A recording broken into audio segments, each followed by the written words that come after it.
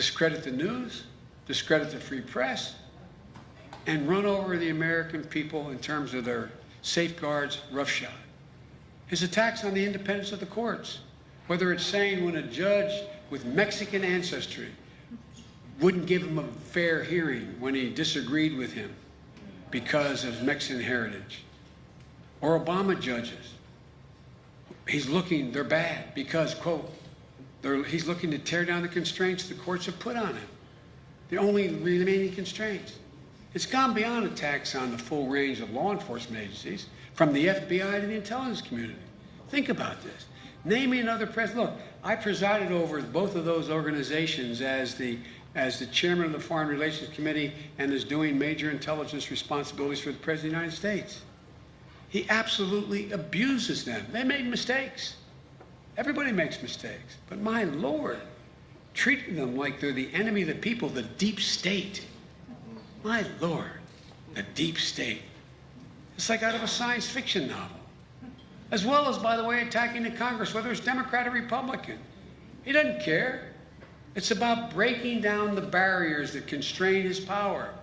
He's deliberately and completely ignoring the legitimacy of the Congress.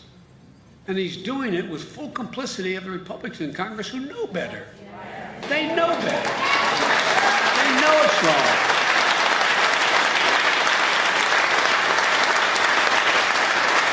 Look, in 2020, we not only have to repudiate Donald Trump's policies and values, we have to clearly and fully reject, for our own safety's sake, his view of the presidency. Quote, I have complete power.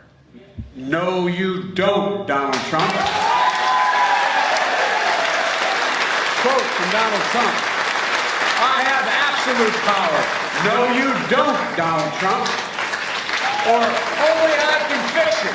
Fix yourself first, Donald Trump. When has the president ever used those phrases? In the middle of a war, no president has used those phrases. We're at a moment we need to reset the constitutional norms of this country. The presidency is not without limits. The Congress is the co-equal branch of the government.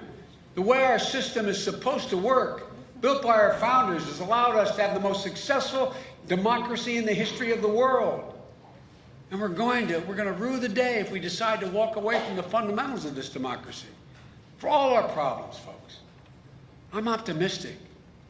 If I get elected, when I was 29 years old, I got elected to the United States Senate. I wasn't old enough to be sworn in. And I don't come from any material background. And Richard Nixon was running in Delaware and got over 64% of the vote. I won by a landslide of 3,100 votes, mainly because of firefighters. But folks, I was labeled the young optimist and the idealist. Ladies and gentlemen, I'm more optimistic about America's possibilities today than I was then.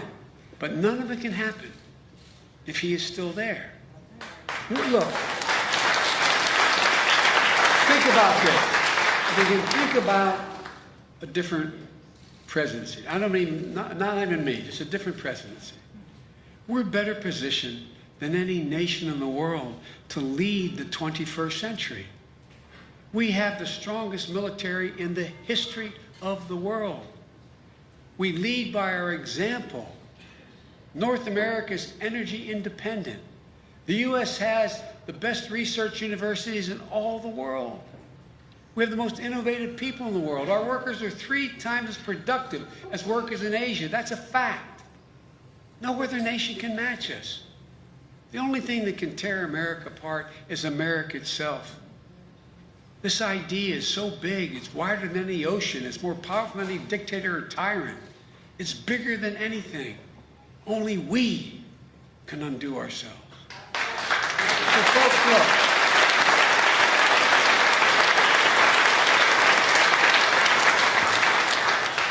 Everybody knows who Donald Trump is.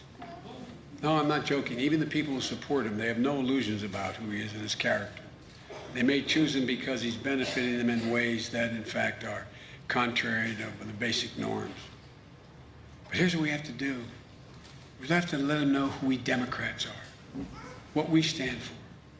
We have to let them know that we choose hope over fear, unity over division, truth over lies,